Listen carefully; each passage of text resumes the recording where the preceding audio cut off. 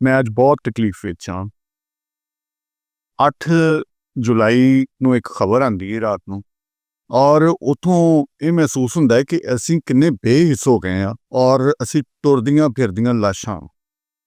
ਯਾਨੀ ਜਿਹਦੇ ਨਾਲ ਸਾਨੂੰ ਮਤਲਬ ਹੁੰਦਾ ਹੈ ਅਸੀਂ ਉਹਨੂੰ ਫੋਨ ਵੀ ਕਰਨੇ ਆ, ਉਹਦਾ ਹਾਲ ਹਵਾਲ ਵੀ ਪੁੱਛਨੇ ਆ, ਔਰ ਜਿਹਦੇ ਨਾਲ ਸਾਨੂੰ ਕੋਈ ਮਤਲਬ ਨਹੀਂ ਹੁੰਦਾ ਜਾਂ ਸਾਨੂੰ ਕੰਮ ਨਹੀਂ ਹੁੰਦਾ, ਅਸੀਂ ਤਲਕ ਹੋਣ ਦੇ ਬਾਵਜੂਦ ਵੀ ਉਹਦਾ ਕੋਈ ਪਤਾ ਨਹੀਂ ਰੱਖਦੇ। ਹੁਮੈਰਾ ਅਸਗਰ ਏਡੀ ਅੱਛੀ ਐਕਟਰ, ਇੰਨੀ ਡਰਾਮਿਆਂ ਦੇ ਵਿੱਚ, ਫਿਲਮਾਂ ਦੇ ਵਿੱਚ ਉਹ ਕੰਮ ਕਰਦੀ ਤੇ ਬਹੁਤ ਸਾਰੇ ਉਹਦੇ ਪ੍ਰਸਤਾਰ, ਬਹੁਤ ਸਾਰੇ ਉਹਦੇ ਚਾਹਣ ਵਾਲੇ, ਬਹੁਤ ਸਾਰੇ ਉਹਦੇ ਕੰਮ ਦੀ ਤਾਰੀਫ ਕਰਨ ਵਾਲੇ। ਲੇਕਿਨ ਇਹ ਕਿਵੇਂ ਮੁਮਕਿਨ ਹੈ ਕਿ ਪਿਛਲੇ 9 ਮਹੀਨੇ ਤੋਂ ਉਹਦੀ ਕਿਸੇ ਨੇ ਖਬਰ ਹੀ ਨਾ ਲਈ ਹੋਵੇ? ਕਿੱਡੀ ਹੈਰਾਨਗੀ ਦੀ ਗੱਲ ਹੈ, ਕਿੱਡੀ ਪਰੇਸ਼ਾਨੀ ਦੀ ਗੱਲ ਹੈ। ਹੁਣ ਇਹ ਖਬਰ ਆਉਂਦੀ ਹੈ 8 ਜੁਲਾਈ ਦੀ ਸ਼ਾਮ ਨੂੰ ਕਿ ਉਹ ਆਪਣੇ ਫਲੈਟ ਦੇ ਵਿੱਚ ਮੁਰਦਾ ਹਾਲਤ 'ਚ ਪਾਏ ਗਏ ਨੇ। ਨਾ ਸਿਰਫ ਮੁਰਦਾ ਹਾਲਤ 'ਚ ਪਾਏ ਗਏ ਨੇ, ਬਲਕਿ ਉਹਨਾਂ ਦੀ ਡੈਡ ਬਾਡੀ ਗਲ ਚੁੱਕੀ ਹੈ।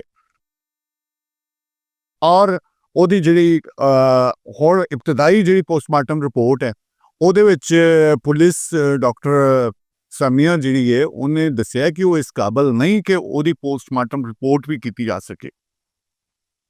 ਉਹਦੇ ਜਿਸਮ ਦੇ ਅਜ਼ਾ ਜਿਹੜੇ ਨੇ ਉਹ ਗਲ ਚੁੱਕੇ ਨੇ। ਉਹਦੇ ਹੁਣ ਫੋਰੈਂਸਿਕ ਹੋ ਸਕਦਾ ਹੈ ਜਾਂ ਉਹ DNA ਲੈ ਕੇ ਕੁਝ ਚੀਜ਼ਾਂ ਕੀਤੀਆਂ ਜਾ ਸਕਦੀਆਂ ਨੇ ਕਿ ਇਹ ਕੀ ਤਬਈ ਮੌਤ ਹੈ ਜਾਂ ਕਤਲ ਕੀਤਾ ਗਿਆ। ਹੁਣ ਦੇਖੋ 9 ਮਹੀਨੇ ਪਹਿਲੇ ਇਹ ਰਿਪੋਰਟ ਦੇ ਵਿੱਚ ਆ ਚੁੱਕਿਆ ਹੈ ਕਿ ਇਹਦੀ ਮੌਤ ਹੋ ਚੁੱਕੀ ਹੈ।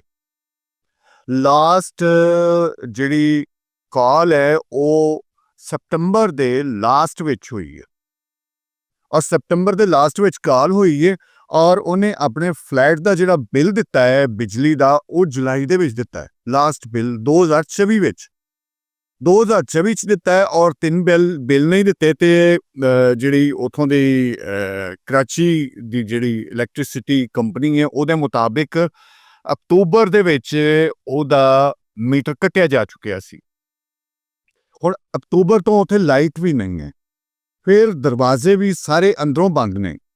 ਤਹਿਕੀਕ ਤੇ ਹੋ ਰਹੀ ਹੈ, ਹੁਣ ਜ਼ਾਹਿਰ ਹੈ ਇਦਾਰੇ ਪੁਲਿਸ ਇਨਵੈਸਟੀਗੇਟ ਕਰ ਰਹੀ ਹੈ, ਲੇਕਿਨ ਖਿੜਕੀਆਂ ਖੁੱਲੀਆਂ ਹੋਈਆਂ ਨੇ ਉੱਥੇ। ਇਹ ਮੈਂ ਗੱਲ ਦੱਸਿਆ ਵਿੱਚ ਸਾਰੀਆਂ ਚੀਜ਼ਾਂ ਆ ਰਹੀਆਂ ਨੇ। ਬਹੁਤ ਦੁੱਖ ਵਾਲੀ ਇਹ ਜਿਹੜੀ ਖਬਰ ਹੈ, ਔਰ ਇਸ ਤਰ੍ਹਾਂ ਦੀਆਂ ਪਹਿਲੇ ਬਹੁਤ ਸਾਰੀਆਂ ਖਬਰਾਂ ਆ ਚੁੱਕੀਆਂ ਨੇ ਕਿ ਕੋਈ ਟਿਕਟੋਕਰ ਦਾ ਮਰਡਰ ਹੋ ਗਿਆ ਹੈ ਜਾਂ ਕੁਝ ਹੋ ਗਿਆ, ਲੇਕਿਨ ਉਹ ਪਤਾ ਲੱਗਦਾ ਹੈ ਕਿ ਕਿੰਨੇ ਕੀਤਾ ਹੈ, ਕਿਸ ਤਰ੍ਹਾਂ ਕੀਤਾ ਹੈ, ਕਿਉਂ ਕੀਤਾ ਹੈ, ਉਹ ਫੌਰੀ ਤੌਰ ਤੇ ਪਤਾ ਲੱਗ ਜਾਂਦਾ ਹੈ।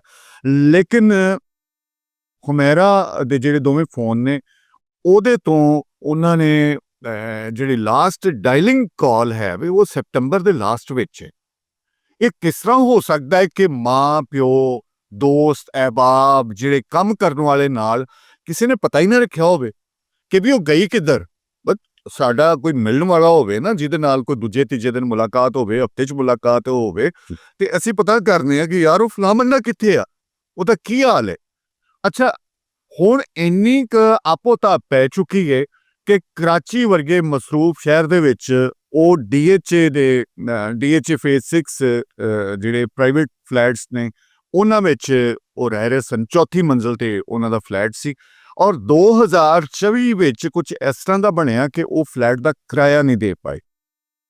ਜਦੋਂ ਉਹ ਸ਼ੋਅ ਬੇਸ 'ਚ ਕੰਮ ਕਰ ਰਹੇ ਸਨ, ਇੱਕ ਅੱਛੇ ਡਰਾਮੇ 'ਚ ਕੰਮ ਕਰ ਰਹੇ ਸਨ, ਉਹ ਪੇ ਵੀ ਅੱਛੀ ਹੁੰਦੀ, ਲੇਕਿਨ ਐਸਾ ਕੀ ਹੋਇਆ ਕਿ 2024 ਤੋਂ ਉਹਦੇ ਹਾਲਾਤ ਮਾਲੀ ਤੌਰ ਤੇ ਖਰਾਬ ਹੋ ਗਏ, ਜਿਹਦੀ ਵਜ੍ਹਾ ਤੋਂ ਉਹ ਮਾਲਕ ਫਲੈਟ ਨੂੰ ਕਿਰਾਇਆ ਨਹੀਂ ਦੇ ਸਕੇ। ਇਸ ਤੋਂ ਉਹਨਾਂ ਦਾ ਝਗੜਾ ਵੀ ਹੋਇਆ ਮਾਲਕ ਫਲੈਟ ਦੇ ਨਾਲ। ਹੁਮੈਰਾ ਦਾ ਕਈ ਦਫਾ ਝਗੜਾ ਹੋਇਆ, ਜਿਹਦੇ ਤੇ ਉਹਨੇ ਰਿਪੋਰਟ ਕਰਵਾਈ ਥਾਣੇ ਦੇ ਵਿੱਚ। ਰਿਪੋਰਟ ਕਰਵਾਉਣ ਤੋਂ ਬਾਅਦ ਉਹ ਅਦਾਲਤ ਚਲਾ ਗਿਆ, ਲੇਕਿਨ ਉਹਨਾਂ ਨੇ ਇਹ ਪਤਾ ਨਹੀਂ ਰੱਖਿਆ ਕਿ ਦੇਖੋ ਉਹਦਾ ਫੋਨ ਬੰਦ ਹੈ, ਉਹ ਕਿੱਥੇ ਹੈ, ਜਾ ਕੇ ਪਤਾ ਕਰੀਏ ਕਿਸ ਤਰ੍ਹਾਂ। ਪਰ ਅਦਾਲਤੀ ਮਾਮਲਾ ਸੀ, ਫਲੈਟ ਦੇ ਮਾਲਕ ਨੇ ਇਹ ਕੇਸ ਜਿਹੜਾ ਹੈ ਉਹਦੇ ਰਾਹੀਂ ਅਦਾਲਤੀ ਹੁਕਮ ਹੋਇਆ ਕਿ ਜੀ ਬੈਲਫ ਲਿਜਾ ਕੇ ਤੇ ਤੁਸੀਂ ਆਪਣੇ ਫਲੈਟ ਦਾ ਕਬਜ਼ਾ ਲਵੋ। 8 ਜੁਲਾਈ ਨੂੰ ਦੁਪਹਿਰੇ 3:15 ਵਜੇ ਬੈਲਫ ਜਾਂਦਾ ਹੈ।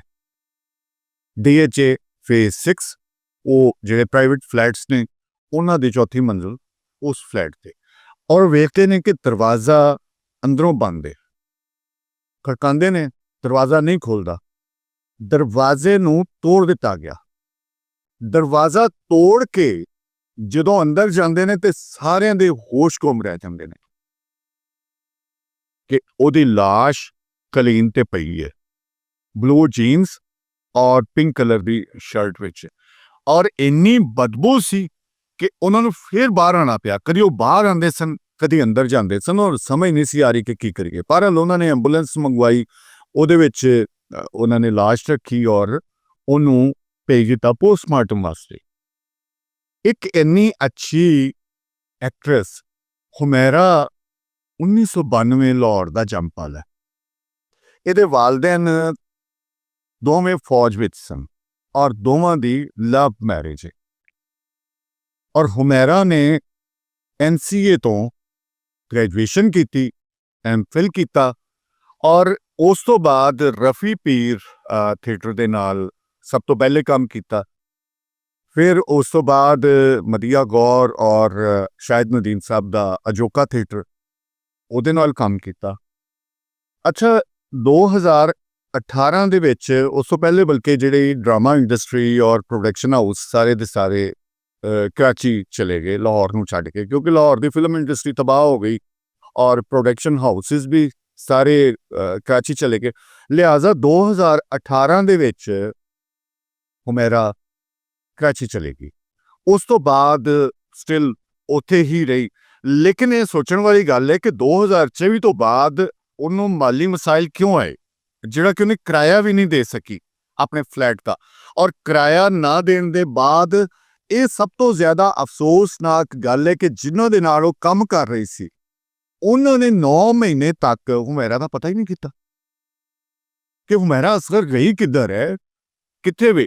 ਲਾਸਟ 2024 ਜੁਲਾਈ ਦੇ ਵਿੱਚ ਹੀ ਉਹਨਾਂ ਨੇ ਅਹਿਮਦ ਬੱਟ ਸਾਹਿਬ ਨੂੰ ਆਪਣਾ ਵਲੌਗ, ਉਹਨਾਂ ਦੇ ਨਾਲ ਬਲਕਿ ਉਹਨਾਂ ਨੂੰ ਇੰਟਰਵਿਊ ਦਿੱਤਾ ਹੈ। ਲਾਸਟ ਇੰਟਰਵਿਊ ਹੈ ਉਹਨਾਂ ਦਾ। ਔਰ ਉਸ ਤੋਂ ਬਾਅਦ ਉਹਨਾਂ ਨੇ ਜਿਹੜੀ ਲਾਸਟ ਆਪਣੇ ਇੰਸਟਾਗ੍ਰਾਮ ਤੇ ਵੀ ਤਸਵੀਰ ਸ਼ੇਅਰ ਕੀਤੀ ਹੈ, ਉਹ ਵੀ ਸਤੰਬਰ ਜਾਂ ਅਕਤੂਬਰ ਦੇ ਸ਼ੁਰੂ ਵਿੱਚ ਜਾਂ ਲਾਸਟ ਵਿੱਚ।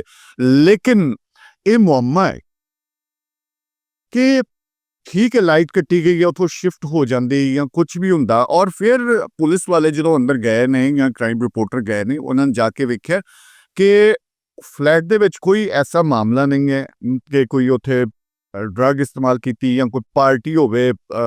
ਚਾਦਰਾਂ ਵਗੈਰਾ ਸਭ ਠੀਕ ਠਾਕ, ਕੋਈ ਚੀਜ਼ ਇੱਧਰ ਉੱਧਰ ਨਹੀਂ ਹੈ ਜਾਂ ਇਸ ਤਰ੍ਹਾਂ ਦਾ ਕੋਈ ਸ਼ਵਾਇਦ ਨਹੀਂ ਹੈ ਕਿ ਉੱਥੇ ਕੋਈ ਪਾਰਟੀ ਵਗੈਰਾ ਹੋਵੇ ਜਾਂ ਓਵਰ ਡਰੱਗ ਲੈ ਲਈ ਹੋਵੇ, ਓਵਰਡੋਜ਼ ਲੈ ਲਿਆ ਹੋਵੇ ਕਿਸੇ ਡਰੱਗ ਦਾ, ਇਹੋ ਜਿਹਾ ਵੀ ਕੋਈ ਨਹੀਂ ਹੈ। ਬਹਰਹਾਲ ਅਜੇ ਤੇ ਉਹ ਹੁਣ ਡਾਕਟਰ ਸਾਮੀਆ ਨੇ ਭੇਜੇ ਨੇ, ਉਹ ਰਿਪੋਰਟਸ ਆ ਜਾਣਗੀਆਂ। ਲੇਕਿਨ ਹੈਰਾਨਗੀ ਦੀ ਗੱਲ ਹੈ ਕਿ ਖਿੜਕੀਆਂ ਖੁੱਲੀਆਂ ਨੇ, ਦਰਵਾਜ਼ੇ ਸਾਰੇ ਅੰਦਰੋਂ ਬੰਦ ਨੇ ਔਰ ਉਹਦੇ ਮਸਾਇਲ ਜਿਹੜੇ ਚੱਲ ਰਹੇ ਨੇ ਉਹਨਾਂ ਦੇ ਵਿੱਚ ਇਹ ਮਾਮਲਾ ਹੈ। ਸੋ ਬਹਰਹਾਲ ਅਗਲੀ ਜਿਹੜੀ ਸਾਡੀ ਹੋਏਗੀ, ਇਹਦੇ ਬਾਰੇ ਅਸੀਂ ਵਲੌਗ ਕਰਾਂਗੇ, ਉਹਦੇ ਵਿੱਚ ਮਜ਼ੀਦ ਗੱਲਬਾਤ ਨੂੰ ਅਸੀਂ ਸਾਂਝੀ ਕਰਾਂਗੇ ਔਰ ਕੋਸ਼ਿਸ਼ ਕਰਾਂਗੇ ਕਿ ਜਿਹੜੀ ਰਿਪੋਰਟ ਹੈ ਉਹ ਕੀ ਹੈ ਔਰ ਇਨਵੈਸਟੀਗੇਸ਼ਨ ਕੀ ਹੈ, ਉਹਦੇ ਬਾਰੇ ਗੱਲਬਾਤ ਕਰਾਂਗੇ। ਖੈਰ, ਤੁਹਾਡੇ ਦਮ ਦੀ ਬਹੁਤ ਸਾਰੀਆਂ ਗੱਲਾਂ ਰਹਿ ਗਈਆਂ, ਲੇਕਿਨ ਤੁਸੀਂ ਵੇਖ ਰਹੇ ਹੋ ਕਿ ਸਟੂਡੀਓ ਦੇ ਵਿੱਚ ਲਾਈਟ ਜਾ ਚੁੱਕੀ ਹੈ। ਸੋ ਬਹੁਤ ਸਾਰੀਆਂ ਗੱਲਾਂ ਜਿਹੜੀਆਂ ਨੇ ਉਹ ਅਸੀਂ ਦੂਸਰੇ ਵਲੌਗ 'ਚ ਕਰਾਂਗੇ। ਖੈਰ ਹੋਵੇ।